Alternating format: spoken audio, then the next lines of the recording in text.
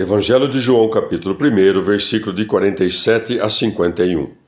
Jesus viu Natanael, que ia ter com ele, e disse dele: Eis um verdadeiro israelita, em quem não há dolo. Natanael disse-lhe: Donde me conheces tu? Jesus respondeu-lhe: Antes que Filipe te chamasse, te vi eu quando estavas debaixo da figueira. Natanael respondeu: Mestre, tu és o Filho de Deus, tu és o Rei de Israel. Jesus respondeu-lhe: Porque eu te disse que te vi debaixo da figueira, crês, verás coisas maiores que esta. E acrescentou: em verdade vos digo, vereis o céu aberto e os anjos de Deus subindo e descendo sobre o Filho do Homem. Palavra da salvação. Comentário João 1, de 47 a 51. Santo Agostinho. Que significam estas palavras? Em quem não há dolo? Porventura estaria Natanael livre de todo pecado e, portanto, desnecessitado do médico? De modo algum. Porquanto tem necessidade dele todos quantos nasceram. Ora bem, o dolo consiste em fazer uma coisa e aparentar outra. Em que sentido, pois, não havia dolo em Natanael se era pecador? Se o era, não temia reconhecê-lo. Se, ao contrário, se dissesse justo sendo pecador, então traria dolo em seus lábios. O que o Salvador, portanto, louva em Natanael é o reconhecer-se pecador. De fato, ele não disse que não tinha pecados. Devemos entender também o que significa esta figueira. Deparamos nos evangelhos com uma figueira maldita, porque não tinha senão folhas e nem fruto. Mateus 21, Marcos 21. No começo do mundo, Adão e Eva, depois do pecado, coseram folhas de figueira e fizeram para si cinturas. Gênesis 3:7. As folhas da figueira, portanto, simbolizam o pecado. Ora, Natanael demorava-se sob a figueira como a sombra da morte, e nosso Senhor parece lhe dizer: Ó Israel, não há dolo em ti, ó nação que vive da fé. Antes que a ti eu te chamasse, por meio dos meus apóstolos, quando estavas debaixo da morte, quando tu ainda não me vias, eu te vi. Recordou-se Natanael de que estava de fato sob a figueira e se apercebeu de que Jesus também estava, não fisicamente, mas por meio de sua ciência espiritual.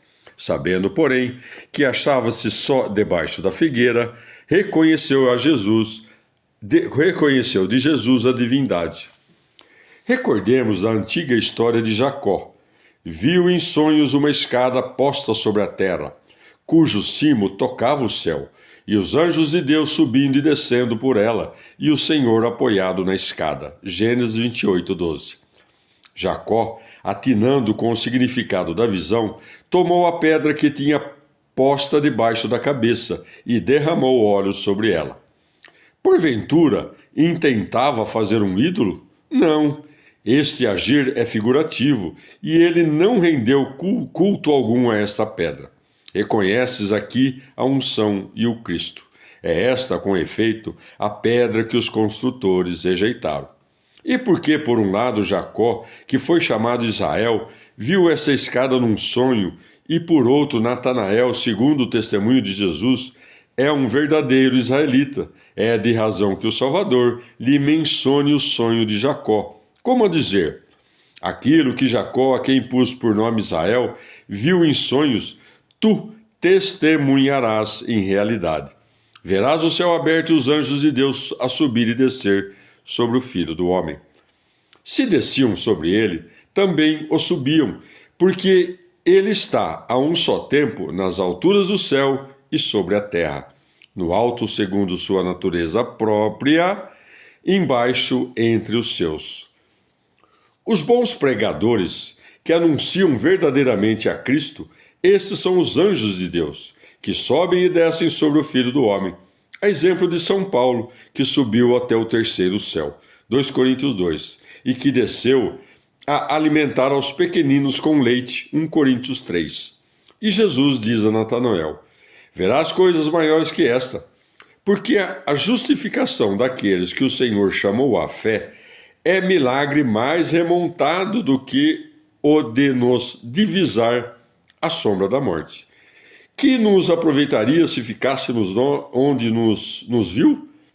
Mas porque Natanael, de quem dá nosso Senhor tão grande testemunho, não faz parte dos 12 apóstolos?